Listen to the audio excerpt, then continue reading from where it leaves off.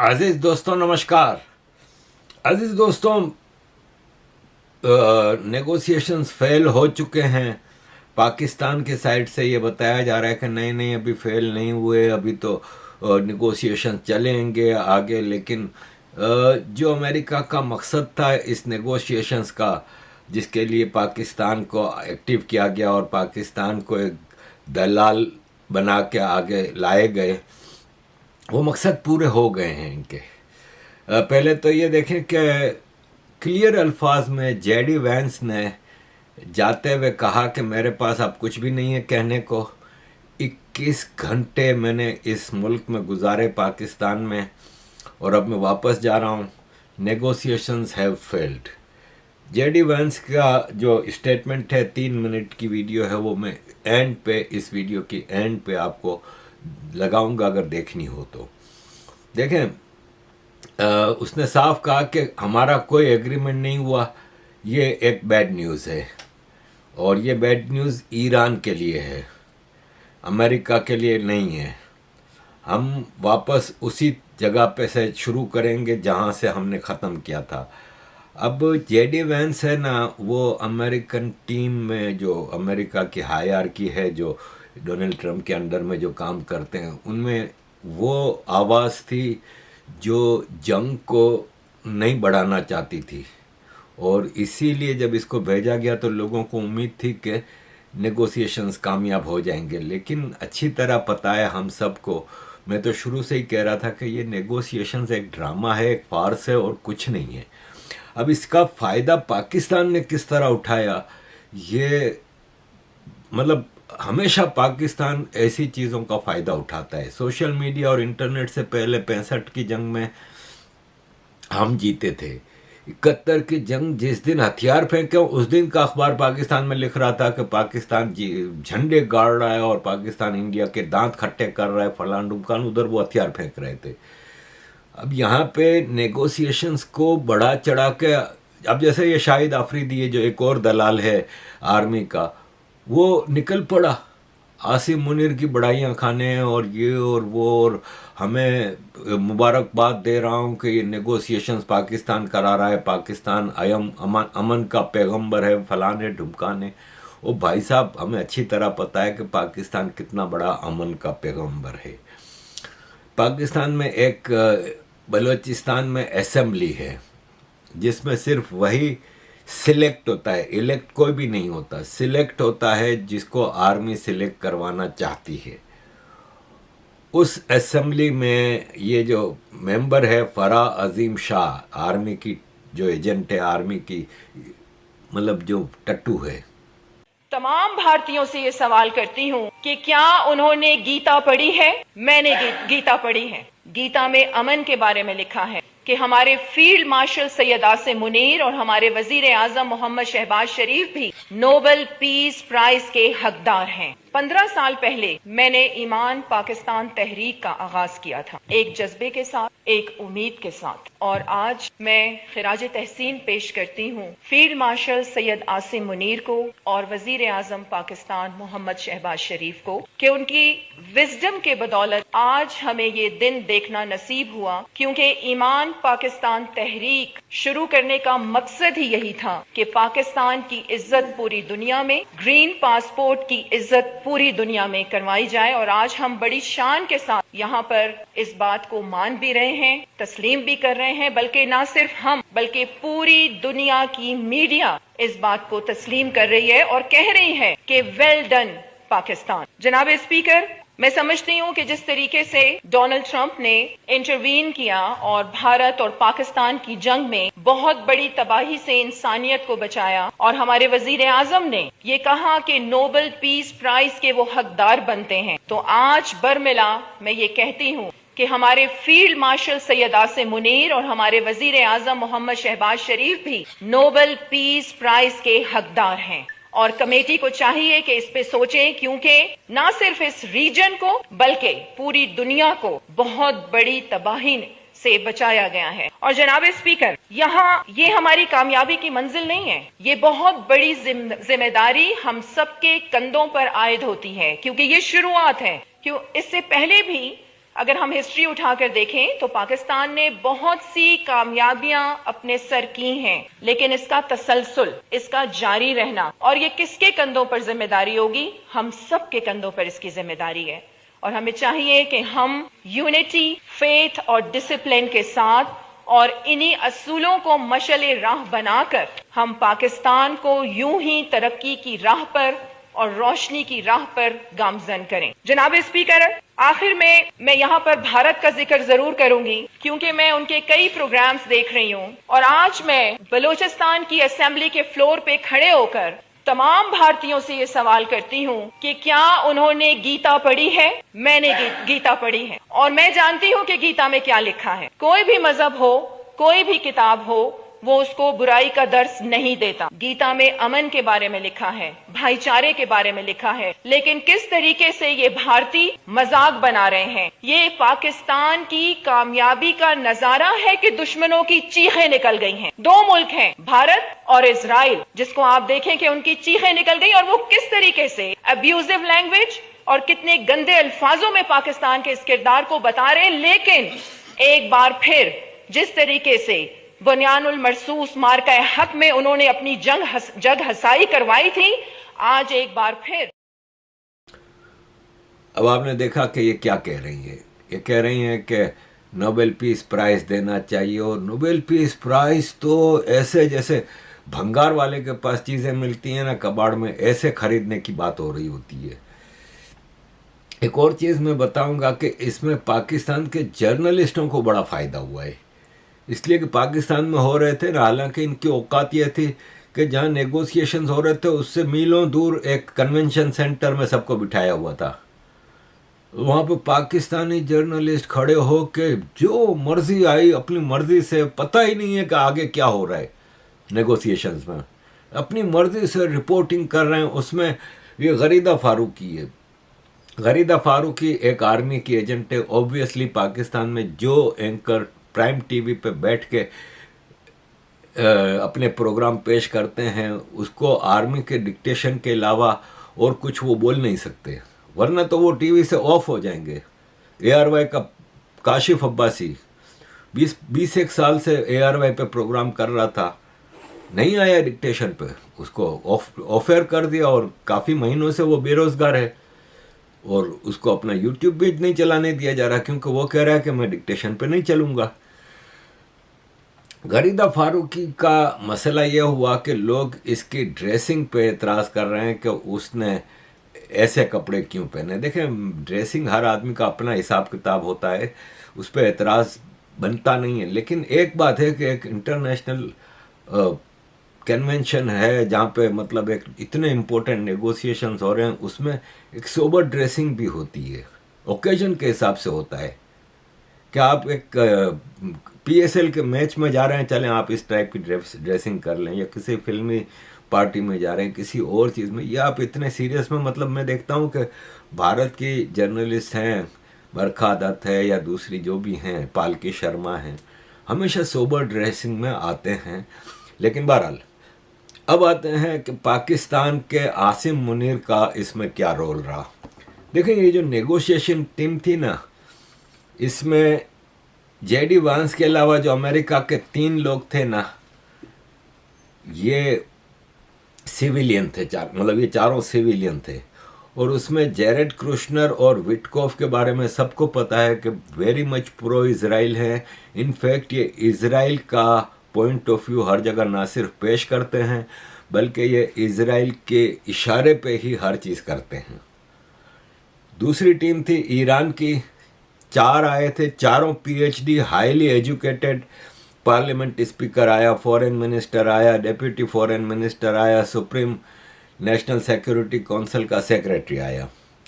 लेकिन पाकिस्तान की तरफ से, एक तो पाकिस्तान तो सिर्फ दलाल था, ठीक है ना, पाकिस्तान का इसमें कोई रोल तो था नहीं ना। पाकिस्तान का वेट इतना था कि इन दोनों में से कोई भी पाकिस्तान को घास डालता। तो पाकिस्तान का जो 4 लोग थे ना, उसमें शहबाज शरीफ और इसहाक डार, इनकी तो औकात ही कुछ नहीं। आसिम मुनीर और आसिम मलिक दोनों हाजिर सर्विस आर्मी ऑफिसर्स। भाई दुनिया में कहाँ आपने कहीं देखा है कि इस तरह की चीज़ें हों? अब आप ये देखें कि जेडी वैंस आता है, जब एयरपोर्ट पे लेने जाते हैं तो आसिम मुनीर से ही सारी गपशप होती है, जब वापस छोड़ने जाते हैं तो आसिम मुनीर से ही सारी गपशप होती है।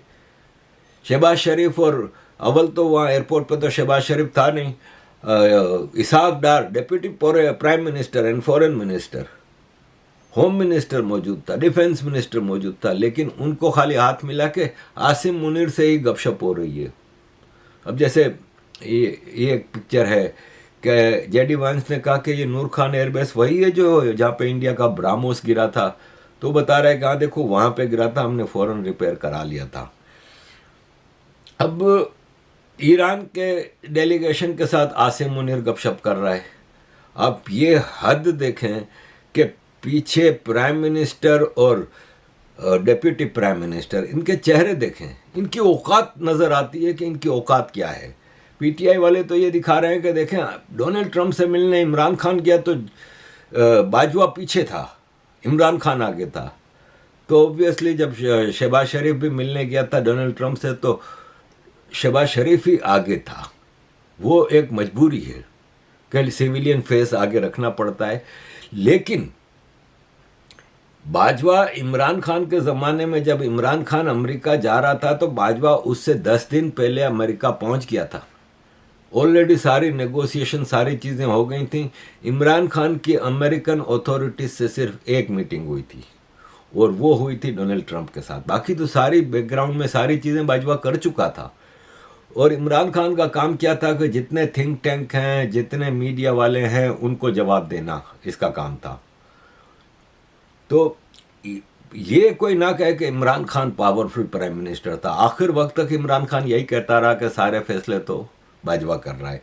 तो आज भी आप देख लें कि आसिम मुनीर धड़ल्ले से, ढटाई से आगे हर चीज़ पेश कर रहा है।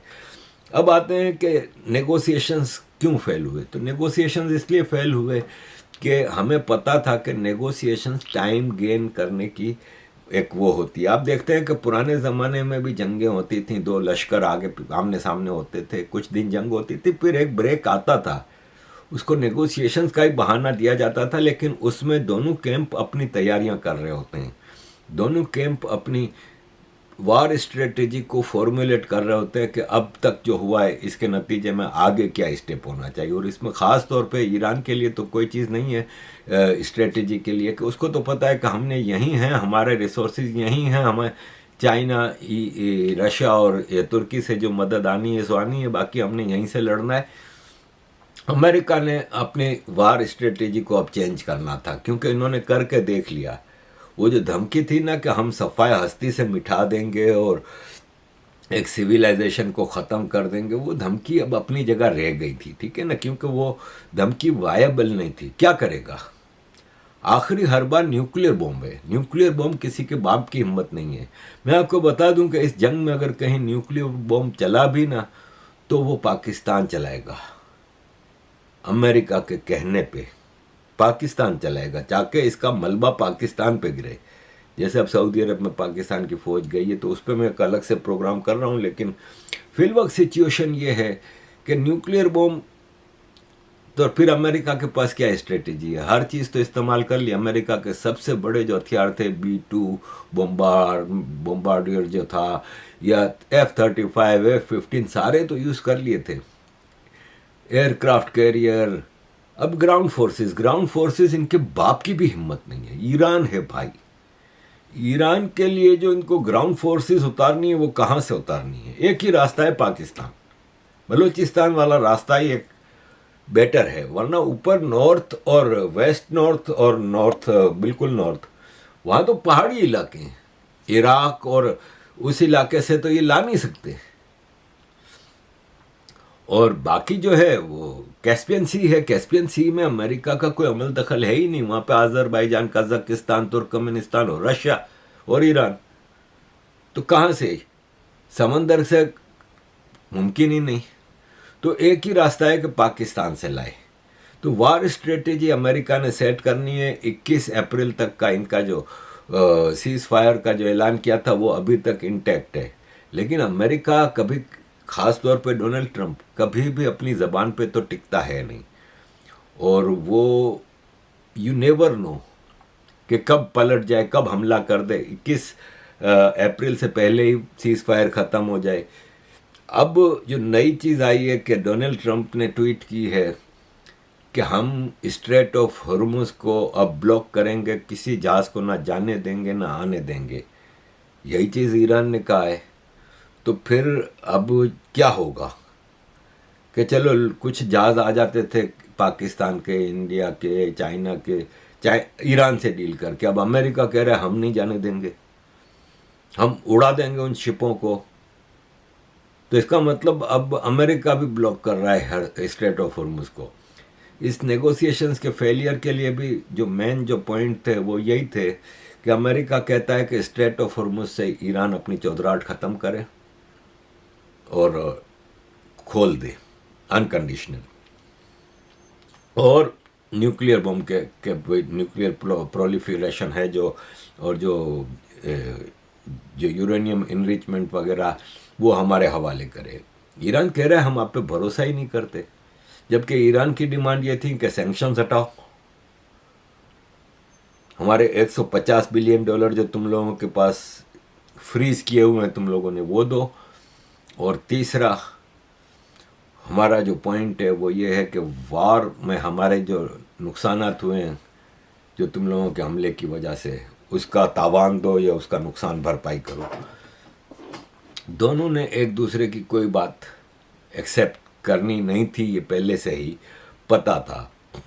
और ऐसे में पाकिस्तान जो इतना मामा बना हुआ है, और पाकिस्तान का शुरू से रहा है, पिछली साल की जंग में सबने देखा था कि क्या क्या नुकसान हुए थे। इंडिया के 6 जहाज 7 जहाज गिराने का एक कोई प्रूफ, कोई चीज़ नहीं दिखा सके। इंडिया ने तो खुद, इंडिया क्या पाकिस्तान के खुद मीडिया वाले सैटेलाइट इमेजेस दिखा रहे थे कि ये नूर खान एयरबेस, ये मुरीद के में ये हुआ, और वो सारी चीज़ें ग्राउंड पे थी, नज़र आ गई थी, प्रूफ हो गए थे। तो पाकिस्तान ने उसका क्या फ़ायदा उठाया, देख लिया ना आपने, कि एक बेकार सा आदमी आसिम मुनीर फील्ड मार्शल बन जाता है, उसको आड़ लेके पाकिस्तान पे पूरा अपना होल्ड ऑलरेडी जो था उसको और सख्ती से कंट्रोल कर लिया। फील्ड मार्शल बनने के बाद इसने एक नया बिल असेंबली से पास करा के खुद चीफ ऑफ डिफेंस पता नहीं क्या बन गया, और 5 साल का उसका टेन्योर रखा। ऑलरेडी 3 साल इसको हो चुके थे, वो भी ख़त्म, अब 5 साल यानी 2030 तक ये बना रहेगा। सारे फ़ायदे आसिम मुनीर ने उठाए, अब वापस सारे फ़ायदे उठा रहा है, नोबेल पीस प्राइज़, और दुनिया में हमारा कद बढ़ गया और ये वो। तो अजीज़ दोस्तों, नेगोशिएशंस फेल हुए। फेल होने के लिए कोई बड़ी फ़िलोसॉफ़ी की ज़रूरत नहीं थी, रॉकेट साइंस की ज़रूरत नहीं थी। सबको पता था कि ये नेगोशिएशंस फेल हो रहे हैं। जो इस नेगोशिएशन से उम्मीद लगा के बैठे थे ना, वो बेवकूफ़ थे, वो अहमकों की जन्नत में रहते थे। और इसमें ख़ास तौर पे मैं बताऊंगा कि मुझे जहाँ तक नज़र आया ना, वो भारत की ओपोजिशन पार्टीज़ और भारत का लिबरल लेफ्ट का मीडिया जो है ना, वो बड़ी उम्मीदें लगा के बैठा था कि देख लो पाकिस्तान ने दुनिया फतह कर ली, पूरी दुनिया की नज़रें पाकिस्तान पे, पाकिस्तान इससे अपने फ़ायदे उठा रहा था। और डोनाल्ड ट्रंप ने पाकिस्तान इसका बिल्कुल मोस्ट ओबेडिएंट सर्वेंट है, तो उसको मौका दिया था पाकिस्तान को कि तुम लोग फ़ायदा उठाओ इससे, और उसको कोई ना कोई तो चाहिए था नेगोशिएशंस करवाने के लिए, वो उसने पाकिस्तान को ले लिया। तो अजीज़ दोस्तों, ये एंड पे मैं जेडी वैंस की स्पीच रख रहा हूँ, और ये है कि आगे आप खुद देख लें। थैंक यू वेरी मच अजीज़ दोस्तों for all your support. Kindly keep supporting, कि हम अपना काम बड़ी मुश्किल से चला रहे हैं, तो कीप सपोर्टिंग ह्यूमन राइट्स के काम को, सोशल मीडिया के काम को बढ़ाने के लिए आपकी सहायता की ज़रूरत है। थैंक यू वेरी मच अजीज़ दोस्तों for all your support.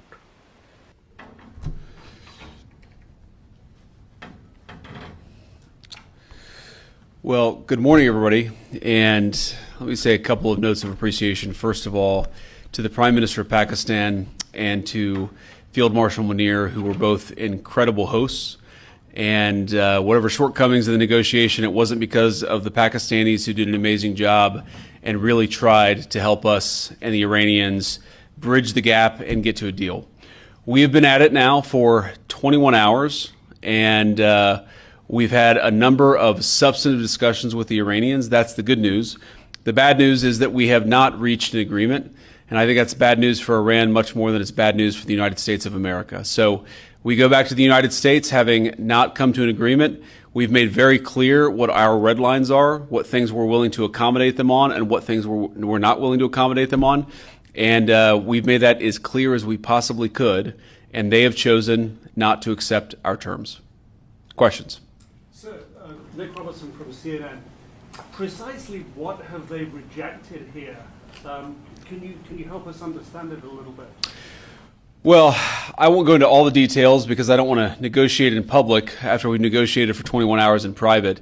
But the simple fact is that we need to see an affirmative commitment that they will not seek a nuclear weapon, and they will not seek the tools that would enable them to quickly achieve a nuclear weapon. That is the core goal of the President of the United States, and that's what we've tried to achieve through these negotiations. Again, their nuclear program, such as it is, the enrichment facilities that they had before, they've been destroyed. But the simple question is, do we see a fundamental commitment of will for the Iranians not to develop a nuclear weapon, not just now, not just 2 years from now, but for the long term? We haven't seen that yet. We hope that we will. Jen. Was there a framework on anything? And also, did the Iranian frozen assets come up? And did you reach any conclusions on those frozen assets? We talked about all those issues, Jen, and we talked about a number of issues beyond that. And so certainly those things came up. But again, we just could not get to a situation where the Iranians were willing to accept our terms. I think that we were quite flexible. We were quite accommodating. The president told us, you need to come here in good faith and make your best effort to get a deal. We did that. And unfortunately, we weren't able to make any headway. Preston. Mr. Vice President, how often did you communicate with President Trump throughout the negotiations? There were reports that there were multiple rounds, where there were breaks in between negotiations. How often did you communicate with the president throughout those rounds, and what was he saying as you were going through these negotiations that you said fell short? Yeah, obviously we were talking to the president consistently. I don't know how many times we talked to him, a half dozen times, a dozen times over the past 21 hours. We obviously also talked to Admiral Cooper, to Pete, to Marco, to the entire national security team. We talked to Scott Bessent a number of times. So look, we were constantly in communication with the team because we were negotiating in good faith. And we leave here with a very simple proposal, a method of understanding that is our final and best offer. We'll see if the Iranians accept it. Thank you. Mr. Vice President, where does this leave the Strait of Hormuz? Are we going back to war, sir?